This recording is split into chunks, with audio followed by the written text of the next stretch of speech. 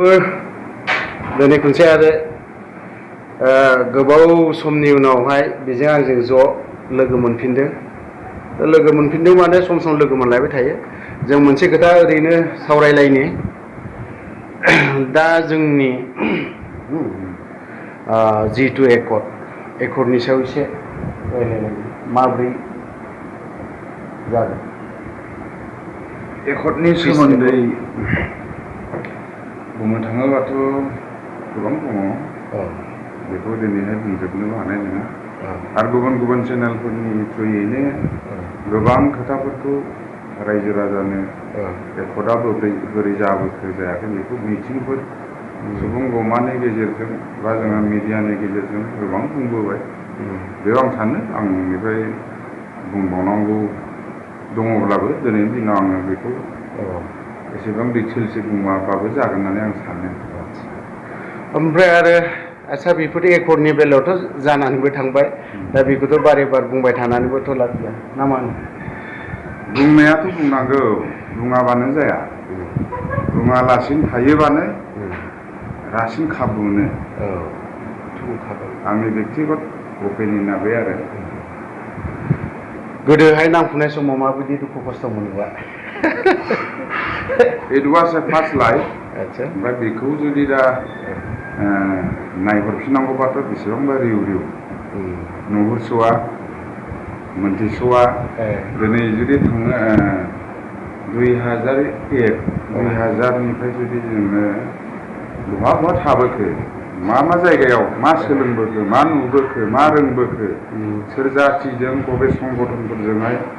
बबे बबे जायगायाव जों थाबोखो, गोबां SNLC, खासियानि ANBCनि UANF दङमोन, ओमफ्राय NACNI दङ, बालफानि दंमोन बेयाव,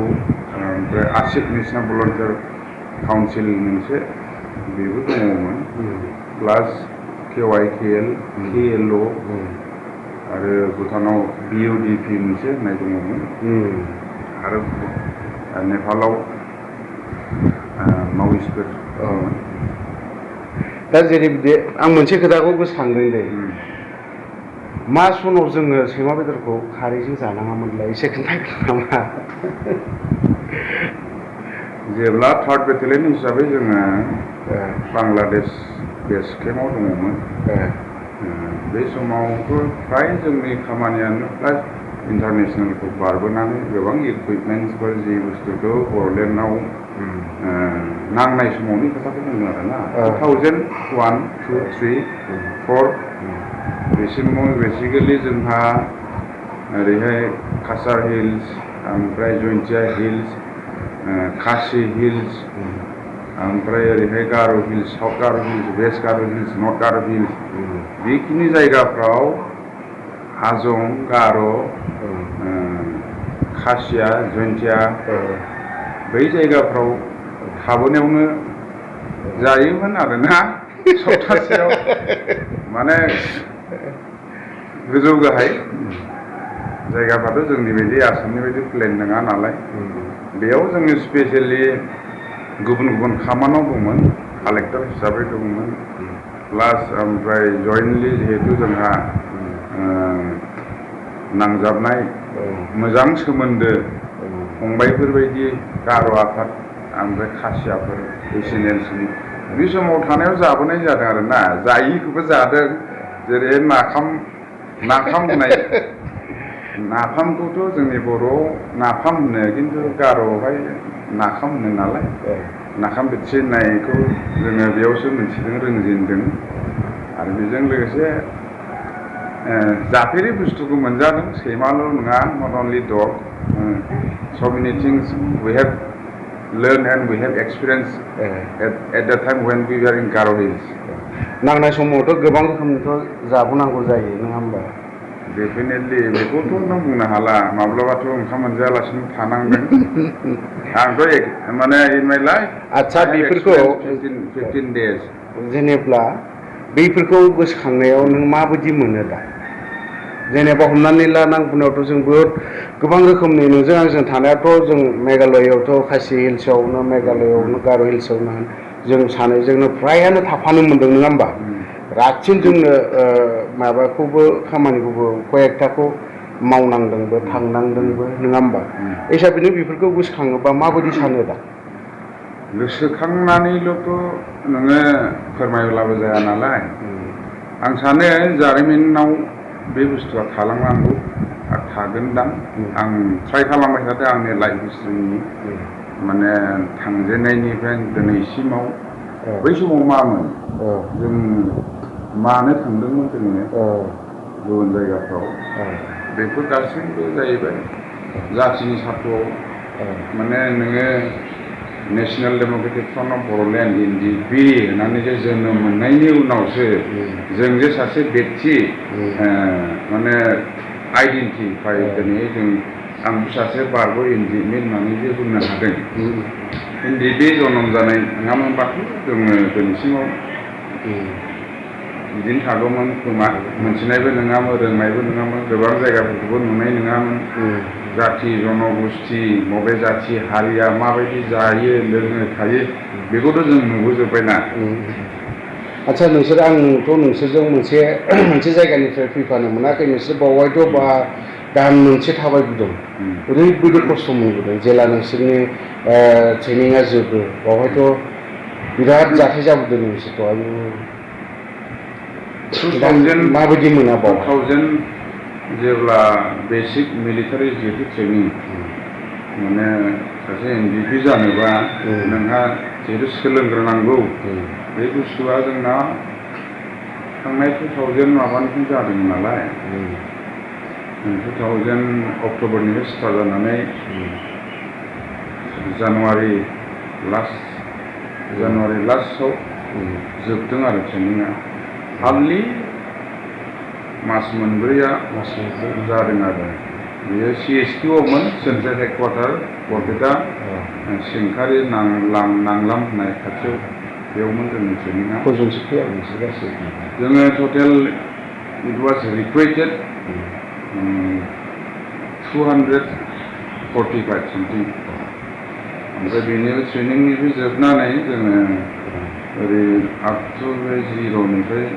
आप टु जोङो गसाइगाव रायमना बेखौ जोंहा सेकेन्ड हेडक्वार्टार दंमोन बेसिम थाबायबोनायाव 27 days माबा चाइना बर्डारजों जों थाबायबोदोंमोन आं गोसोआव दङ total we were 48 member along with sophisticated weapon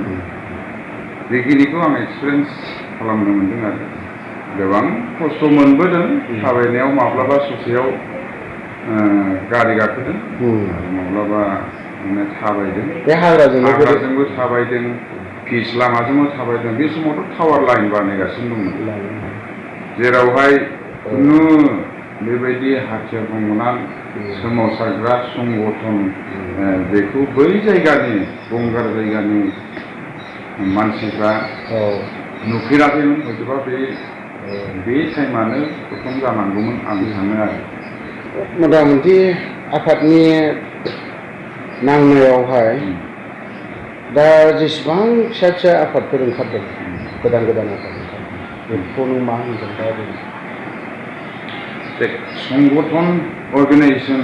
खालामनायाथ' ओरैनो बुंजानानैबो जाया आरो बेखौ नोङो हमथानानै दोनलांनांगौबा बेसिक जिहेतु नोंहा संगठन खुलिनोबा नोंहा मोनसे आइडिय'लजि प्रिन्सिपाल एन्ड आइडिय'लजि थाग्रोनांगौ बे संगठनखौ मानो खुलिगोन मानि थाखाय बे संगठना दिनैहाय रायजोनि सिगाङाव मा हिसाबै नोङो बेखौ खोन्थाग्रोनो संगठन दानो होननानै बुंबाथ' बे जाया ओरैनो जिहेतु जोंहा मोनसेल' संगठन दङमोन जाय संगठना दिनै with the help of arms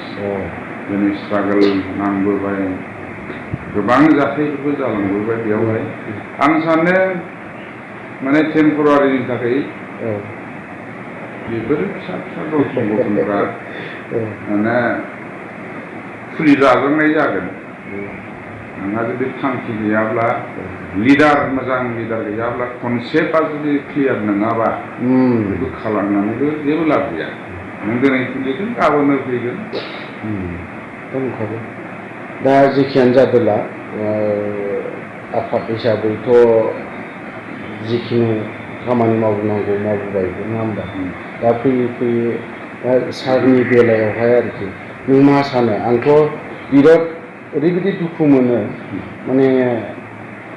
दिनै जिथु एकर्ड जानानै सारा दिनैहाय मोनसे दियालग थानायखौ बिराद दुखु नांदों आरोखि जुदि एकर्ड जाबायब्ला सारखौ मानो बेफोरबायदि केसाथ' गिदिर मोनसे संग्राम खालामनायावथ' जाथायि जाथायफ्राबो जायो नङा होमबा बेफोरखौथ' एकर्ड हिसाबै एसे मा खालामनो हायोना दा जेनेबा बेखौ मा हिसाबै बेफोरबायदि दोननो थाखाय देख आङो आंनि एनालिसिसआव साननायाव बेयाव मोनसे सबसमाय गभर्नमेन्टआ हिडेन पलिसि खालामनानै दोनो जाय पलिसिखौहाय नों आंहा मोनथिनाय नङा माने पलिटिकेल कनस्पिरेसि थायोथ' बेखौ बख'नायाव पलिटिक्स दङ बेखौ जोबथेनानै दोननायावबो पलिटिक्स दङ बेखौहाय आरो बख'नायावबो बे पलिटिकेल एंगेलजोंनो बेखौबो बख'नो हायो आयेना पलिटिकेलजों सोमोन्दो थायो बे हिसाबै आंनि जों जे हस्रिखावबाय थादों जे रन्जन दैमारिनि शुड रिलिज एट एनि कन्डिसन माने बियो बेल हिसाबै गनाङा जुदि बिथाङाबो सिगनेटरि बा बिथांनि गनायखौ रायजो राजानो लुबैदों जोंबो लुबैदों सासे फाउन्डार प्रेसिडेन्ट हिसाबै बिथाङा रिलिज जानांगौ आरो बेखौनो जों डिमान्डबो खालामबाय थादों दानिल' नंला बिटिआर एकर्ड जानायनि उनाव कर्डिनेसन कमिटि हिसाबैबो बेखौ जोङो मेम'रेन्डाम होदों आरो दायो थांनायसो दाख्लैसो 25 तारिख बेयावबो जों सिगां हिसाबै जों होबाय उदालगुरियावबो होदों बेबायदिनो बिथाङा जेब्लासिम गनाय नङा अब्लासिम बे हस्रिखावनाय माने डिमान्ड खालामनांगौ बा कर्टनि थ्रुयै माबा मोनसे जोङो राहा लामा लानांगौ बियो थाबाय थागोन आं सानो बिथाङा जेरै जोङो दङ दा बिथाङाबो गनांगोन बिथाङा गब्लासो जोङो सान्थि मोनगोन रायजोआ सुख मोनगोन बेखौनो आं सानो स' लोगोफोर आं फैयै बे जोबनायनि लामायाव फैबाय फोजोबनो सानदों दा बिथांजों आं बिराद गोबाव सम लोगो मोनलायबाय थायो आरो जों सानैजोंनो 2001सोनिफ्रायनो जोङो बिथाङा गुबुन हादोराव आंनि सिगां थांग्रोदों बिनि उनाव आं 6 मान्थ ना बोसोरसेनि उनाव थांदोंमोन आं ज' लोगो मोनहैलायदों मोनसे एरियायावनो ज' थादों जों दिनैहाय आरोबाव ओरैहाय आं जेराव थादों बिथाङाबो बहायनो थादों बिथाङा जेराव थादों आंबो बहायनो थादों आं खनसे देरहासार इस्लारनि चेनेलाव आं खोन्थादोंमोन जे हाग्राखौ जों सानैजों अमाफोरबायदि मोदोमाव होनानै लानाया बे जयन्त हिल्सआव दङ जोंनि गोसोआव दङ बिथांनि गोसोआव दङ आरो जोंनि जेसेबां आफादनि जोंजों ज' दंफायोमोन बिथांमोना जाखिनि खस्थ' मोनो बिथांमोननि गोसोआवसो दङ स' लोगोफोर आं दिनै एसेयावनो दोनथ'नाय जाबाय गोजोन्थों जय बर' हारिनि जय थेंक इउ